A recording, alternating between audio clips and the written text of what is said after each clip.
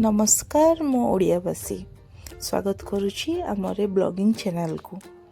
किए जानि परछंती ताकू आम निकू आ ए जगहटा कोन जानि परछंती तो एटा होछि आम बालेश्वर लोक महोत्सव।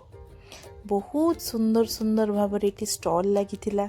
आपणकर बहुत सुंदर भाव आपणकर झूला लागिथिला।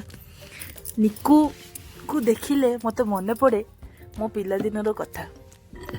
केमिति मो मम्मी को सबु बेले जिद्दी करथाए, मम्मी एटा किनिबी, मम्मी सेटा किनिबी। मु केबे भाबी नथिली सेते बेले जे मो मम्मीर भी किछि इच्छा थिबो, से जीवो किछि ड्रेसटे किनिबो, किछि कॉस्मेटिक्सटे किनिबो।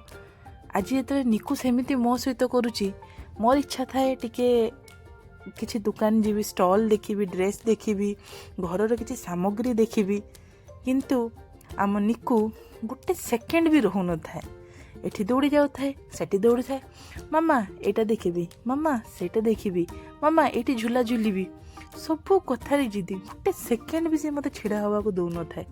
मामा टेडी किनिबी। ए टेडी गुडा को देखिला परे मते मो पिला बेलर सेई दिन को मने पड़े जे जेतले बाबा गोटे छोटिया कंढेईटी आनी मो हाथ रे धरई दियंती आ मो खुशी रे नाची जाउ थाए। से छोट कंढेई सेते बेले हमको बहुत मूल्यवान लागुथिला। आज किंतु आमे आम छुआ मानक पई कोनोसी प्रकार अभाव रखुने। आमे भाबुचे मु जेते भी पारिबी मो छुआर सब इच्छा को पूरा करिवि। देखंतु से केते सुंदर तार झूला को एंजॉय करूची। ताको देखिले मु सब बेले मोर से पिला दिनर स्मृतिटी फेरी आसे जे मु केमिति मो माँ बाबा को एमिति हैरान करतली। तांकर इच्छा, तांकर स्वप्न, सबू जिनस को से माने सैक्रिफाइस कर दउथिले केवल आम पई, आम खुशी पई।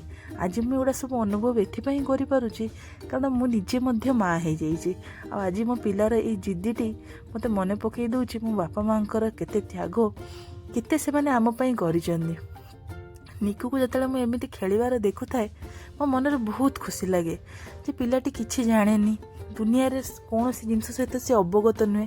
किंतु आमे आम लाइफ रे केते स्ट्रेस, केते एंजाइटी, केते डिप्रेशन, जे सखाळे उठिले आमे कोन करिबा, हजार रेस्पॉन्सिबिलिटी भितर आमे दौड़ी थाउ किंतु केबे खुशी रे आमे एंजॉय करि पारनु कोनोसी जिंस को।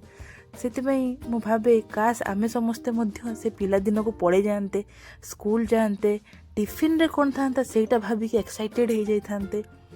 किंतु से दिन आ फेरिकी केबे आसीबनी कारण आम लाइफ रे जीवन रे चलापथरे चालू चालू आमे बहुत आगु को पळे आसुचे। एबे हमर कर्तव्य हमर सब जिंस को अटकेई दउची।